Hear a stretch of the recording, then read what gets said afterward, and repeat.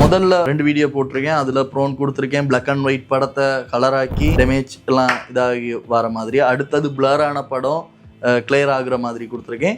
இப்போ ஒரு ப்ரோன் கொடுக்குறேன். இது வந்து பாருங்கள் ஃபுல்லாகவே டேமேஜ் ஆகிருக்கு இந்த படம். இதுக்கு நம்ம ஒரு ப்ரோன் ஒன்று கொடுத்து பார்ப்போம் இந்த படம் எப்படி கிளியர் ஆகி வருதுன்ட்டு. இந்த ப்ரோண்டையும் நீங்கள் ட்ரை பண்ணி பாருங்கள். நான் போட்டு காட்டுறேன்.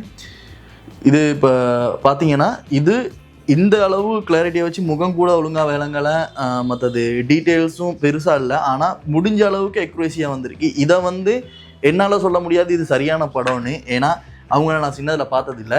அவங்க அப்பா அம்மாவுக்கோ இல்லாட்டி அவங்க அண்ணா தம்பிகளுக்கோ தான் தெரியும் இந்த படம் சரியாக இருக்கா. ஏன்னா அந்த வயசுலேருந்து பார்த்தவங்களுக்கு தான் தெரியும். நீங்களும் உங்களோட சின்ன வயசு படம் இருந்துச்சுன்னா போட்டு பார்த்துட்டு இந்த ப்ராம்ப்ட் எப்படி வேலை செய்யுதுன்ட்டு எனக்கு கமெண்ட்டில் சொல்லுங்கள். இந்த மாதிரி வீடியோஸ் வேணுன்னா என்னைய ஃபாலோ பண்ணுங்கள். மற்றது என்னென்னா இப்போ நான் அடுத்து பேசியிருக்கேன் ஏஐ பற்றி. அப்படின்னா என்னென்ன ஏஐ நம்ம யூஸ் பண்ணிக்கிட்டு இருக்கோம், என்னென்ன ஏஐ அட்வான்ஸாக வர இருக்குது, அதுகளை பற்றி ஒரு வீடியோ போட இருக்கேன். அப்படி உங்களுக்கு அடுத்தடுத்த வீடியோஸ் வேணும்னா என்னை ஃபாலோ பண்ணி ஷேர் பண்ணுங்கள். தேங்க்யூ.